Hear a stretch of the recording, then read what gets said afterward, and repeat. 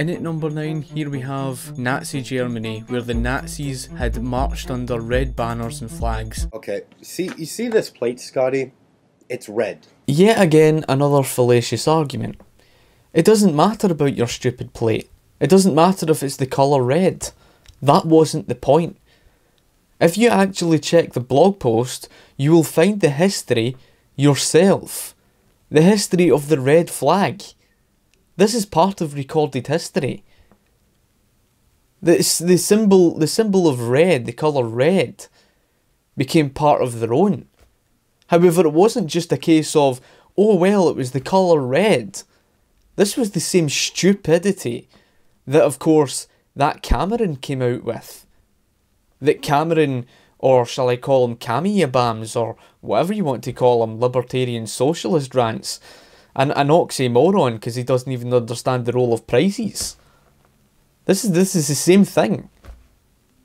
It wasn't just a case of, oh well, they flew red banners and flags, therefore the colour red must represent socialism, because it was red, it's all socialism. No. It's because they actually marched under red banners and flags on May Day. Does that go over your head? Do you not understand the history of May Day? Do you not understand that the socialists had made May Day a day of their own? Do you not understand that? We've even got the Socialist Review to back that evidence up. The Socialist Review more or less says it themselves. If you don't understand the history of May Day, then what's the point? You see, you're laughable. What are you going to do? You're going to argue with the Socialist Review on what May Day was? Because that's what the Nazis marched under, red banners and flags on May Day. On May Day. On May Day. I don't know how many times I've seen your type come across that video and then say, oh, it was colour red, therefore it was... Yeah, but you kind of missed the whole point. You missed the part of May Day. Isn't that magical? What are you going to say? You're going to say that, oh, the Nazis marched on May Day because the fact that they just felt like it? Do you even understand what fascism is? Here's a clip to show you how economically illiterate you are.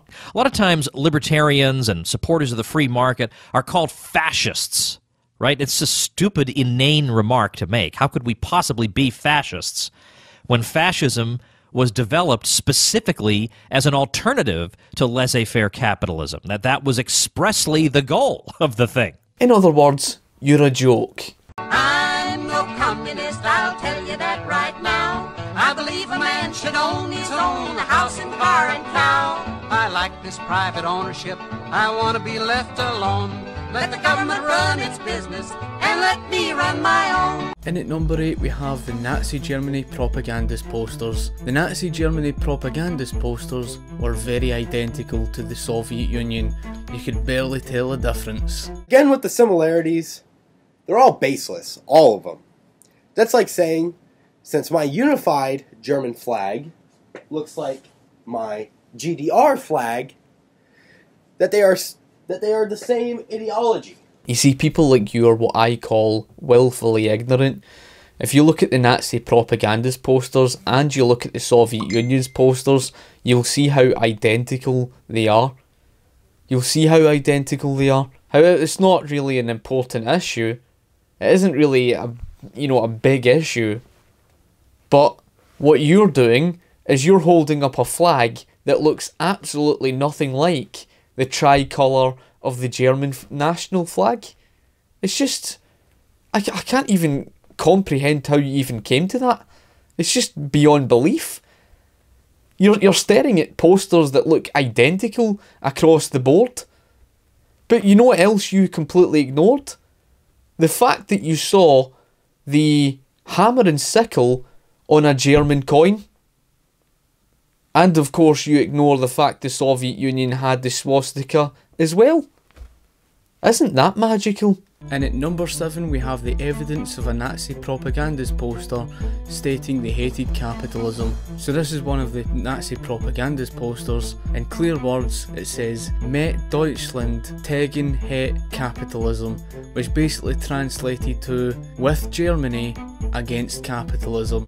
Ich kann sprechen Deutsch und ich kann lesen Deutsch. I know what it says. It says I've read a little Hitler myself, so I can bear myself with idiots like you and his lingering followers. You see, the thing is you call me an idiot, but you cannot take your type seriously after what recorded history's already proven. Now, the last video response I did to yourself was on theory and practice. You see, people like you don't have the intelligence to understand that just because you have something on paper, it doesn't mean to say it's going to turn out the same in practice. The fact that you don't have the intelligence to understand what that means pretty much proves that you're not a person who is smart enough to talk about such a subject. It's all well saying, oh, Karl Marx said this and Karl Marx said that, and here's what Friedrich Engels said, and Friedrich Engels said this, that and the next thing. Yeah, that's all well put in theory. But when you go to put that into practice, this is what you don't understand. You're too stupid to understand that what you have in theoretically doesn't mean to say it's going to turn out that way in practice. It's like saying, you know, I could write a book on the theories of how pigs can fly, but who's to say that that's going to turn out the same when I put it into practice? It's not. Because you can't ignore the laws of gravity, just like you can't ignore, you know, praxeology. What makes you think you can ignore praxeology? Here you have, surrounding you, people who demand higher paid wages, but here you are, advocating a communist system where it will be apparently moneyless. Now, to have a moneyless economy, how are you going to, you know, achieve that? People want wages. That's what people want. This alone is defying, you know, your theoretical nonsense. And if you tell me that your idea isn't moneyless, where are you going to get the money from? All money is part of capital. All capital derives from capitalism. Are you that stupid you don't even understand that? So don't even call me stupid. You don't have any, let's just say you have no intelligence whatsoever. Anyone who thinks they can place theory before practice have a severe mental illness. They must have a severe lack of common sense and severe lack of intelligence. And that more or less sums up yourself. That one video debunks everything, you know, that you've said.